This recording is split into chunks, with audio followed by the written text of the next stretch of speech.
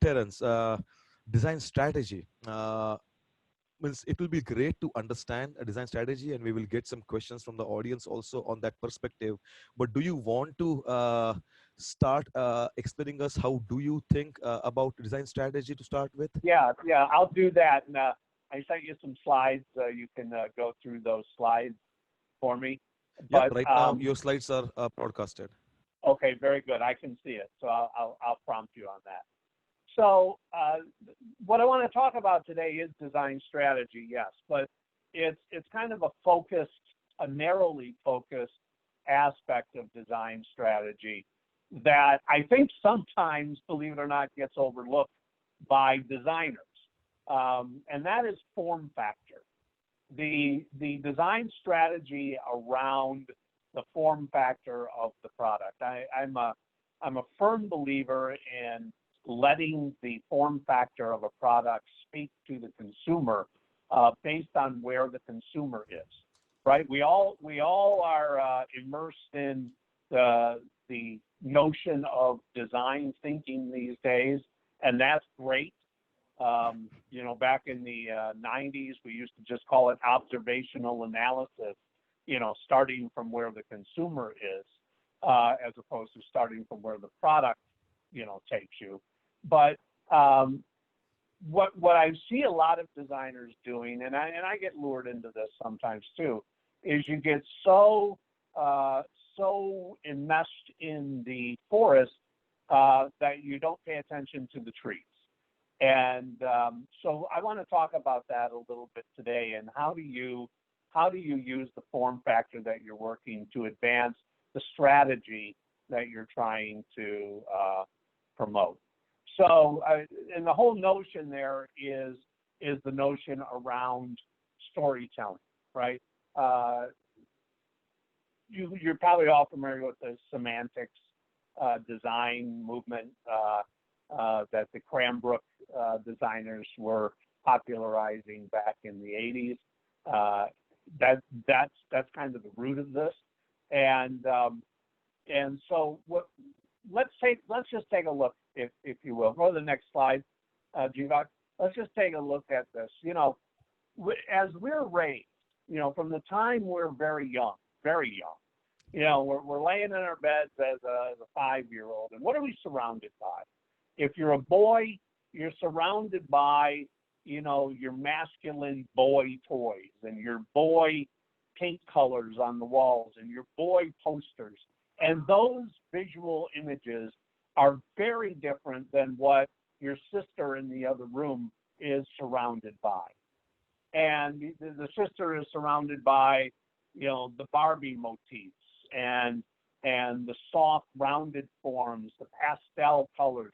The boy is surrounded by these saturated colors, sharp, jagged edges on what he's looking at. And, you know, you can argue, and that's a whole discussion to have, whether or not it's you know, we do that because that's what the kids want, or the kids want it because that's what we give them, right? That's a great discussion to have. I'm not going to have that discussion now. But the reality is those influences as a very young person really influence our aesthetic judgments going forward.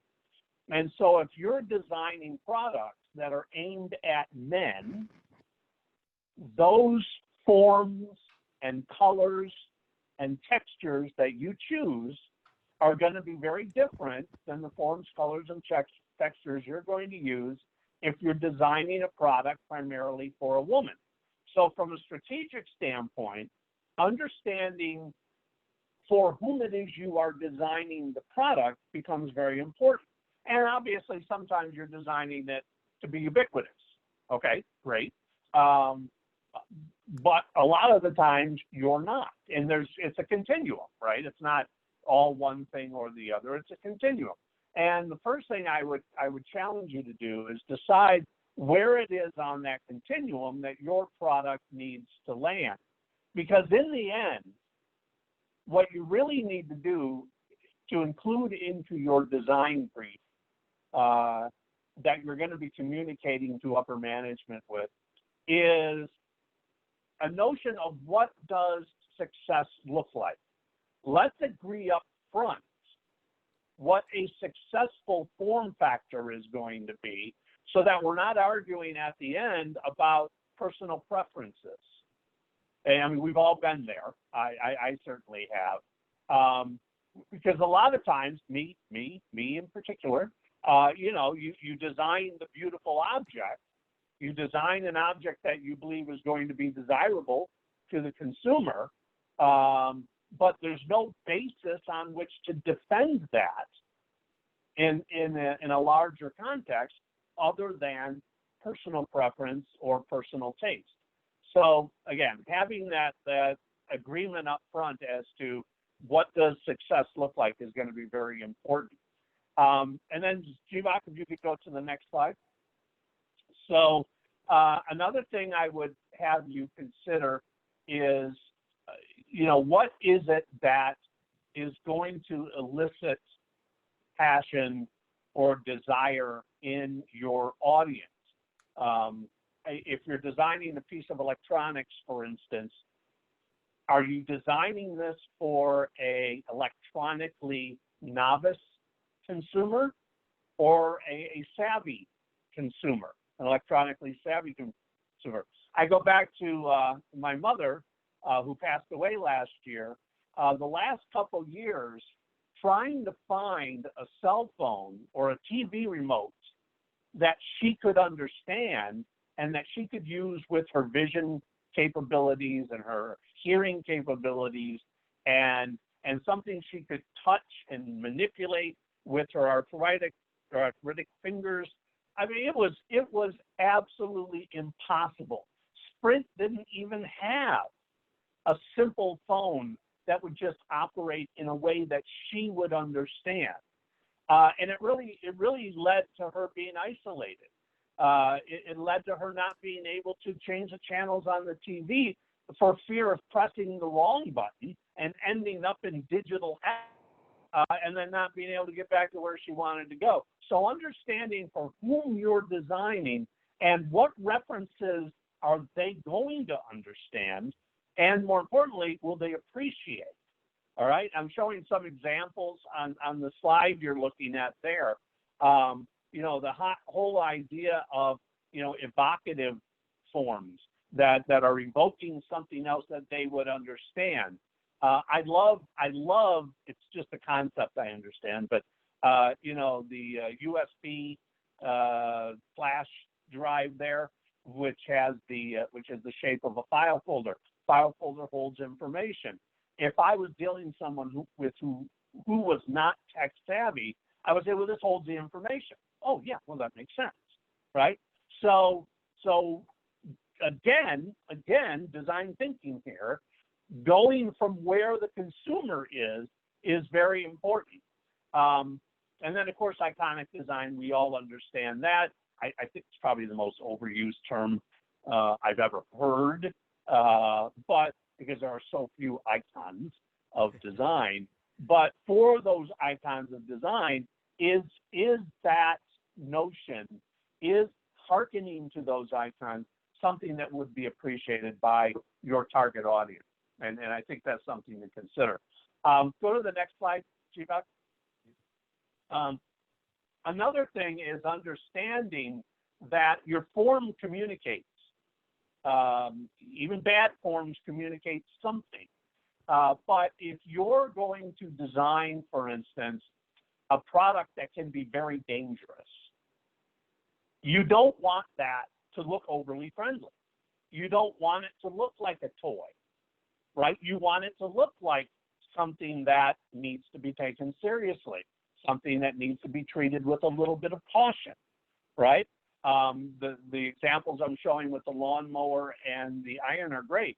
I mean, you wouldn't design, baby's first iron in soft forms and pastel colors. That would be insane, right? Same thing with the lawnmower. You just wouldn't do that. Even if it looked great, even if it was the best looking lawnmower in the history of the world, it would be, from a strategic standpoint, it would be stupid. And that might be a little harsh. It would be unwise. So anyway, consider how your forms communicate. Back in the past, well, I won't say back in, but in the past 10, 12 years in automotive design, there has been a huge push to make automobiles look more aggressive, especially the fascias of the automobiles. It wasn't long ago where you had some very friendly looking front ends. And now it seems like everybody is designing these very angry looking front ends with, headlights with the cowls on them and the frowns on them and open teeth showing in the grill, because research has shown that most people want their cars to look somewhat aggressive. They don't want their cars to look overly friendly, because it gives them a better stance on the road. It makes people notice them. This is the perception, makes people notice them a little better. So again, it's very important knowing where the consumer is and what you want the form to communicate. The next slide, Jivak. So, I'm using rugged as an example here, right? I mean, just look at any pickup truck. Everybody's in a race to see how rugged they can make their pickup truck look, which is great, right? Everybody's doing it. But what I find fascinating is everybody's, and this is good, I'm not insulting anybody. Everybody's using the same notion of rugged, right? Right? Truncated forms, shouldered forms. These aren't soft blended, sensuous forms that you're using.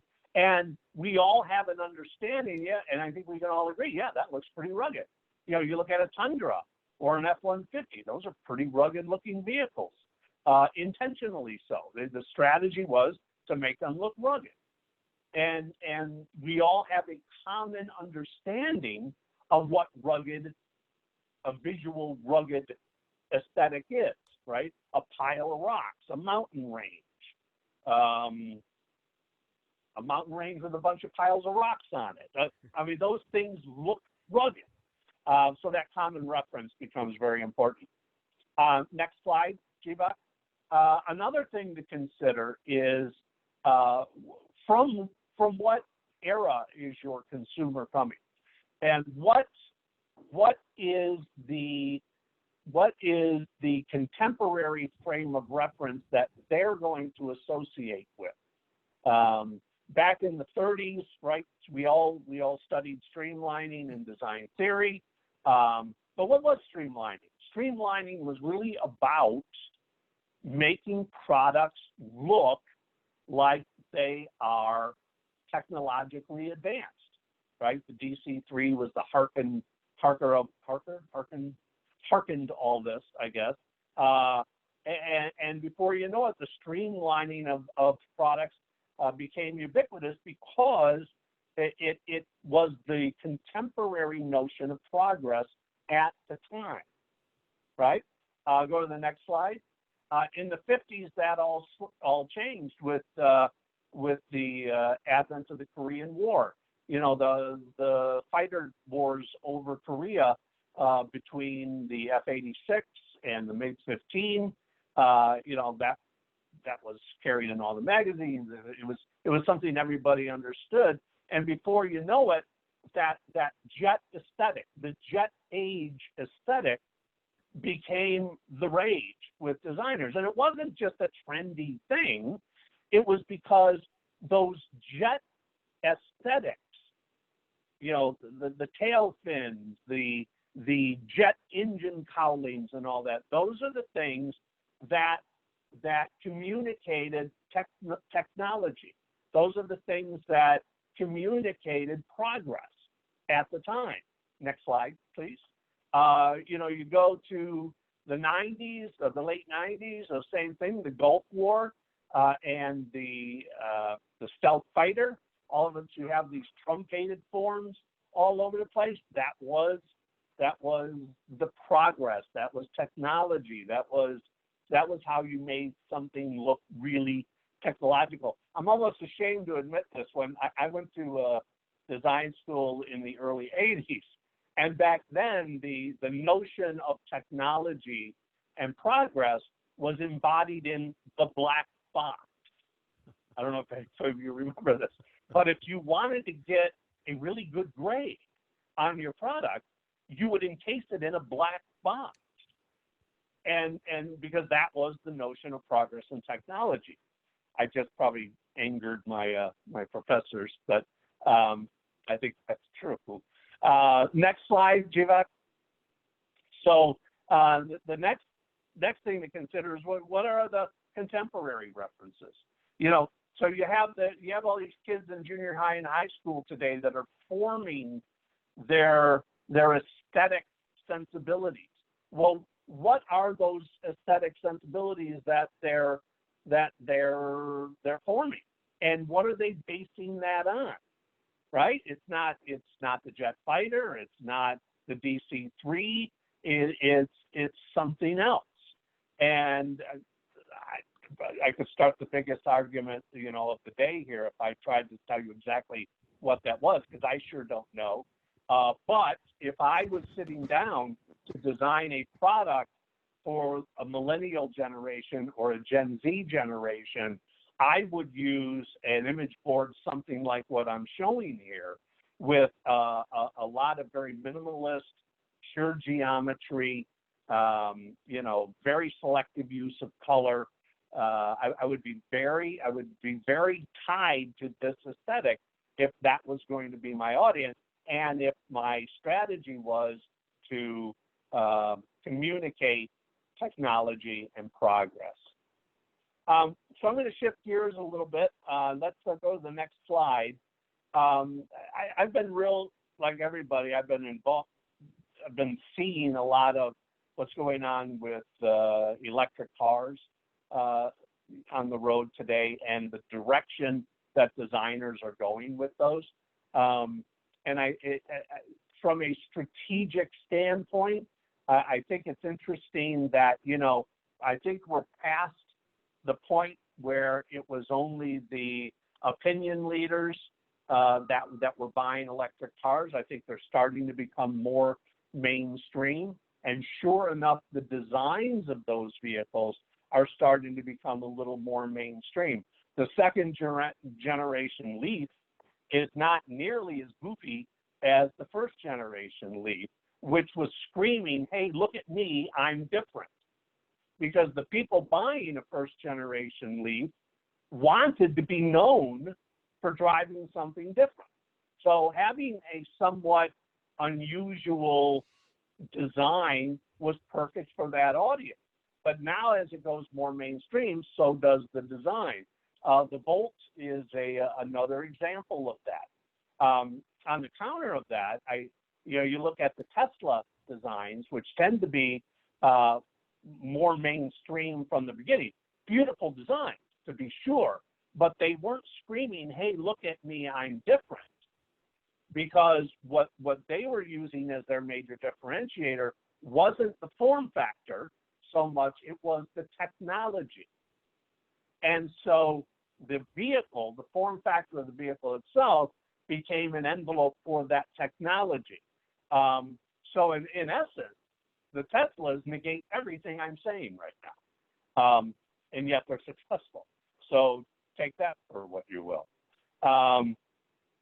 So anyway, those are some things that I think are important to consider as you develop your form factors. Because really, if you think about it, you own the form factors as designers. You own that. Yes, you're involved in the ergonomics. Yes, you're involved in engineering. Yes, you're involved in marketing. Yes, you're involved in, you know, the user experience. Yes, yes, yes. But the one thing you own, the one thing that no one infringes on, is the form factor. And I'm just saying to you that forms have meaning. And that doesn't have to be looked at as, oh, I don't want to be a stylist, right? Because we all say, I don't want to be a stylist. I don't want to be just a stylist. Of course you don't. But you don't have to. You can be the champion of the form factor. without being a stylist, because there's lots of strategy involved in coming up with the correct form factor. So that's what I have to say. That is fantastic, Terry. I love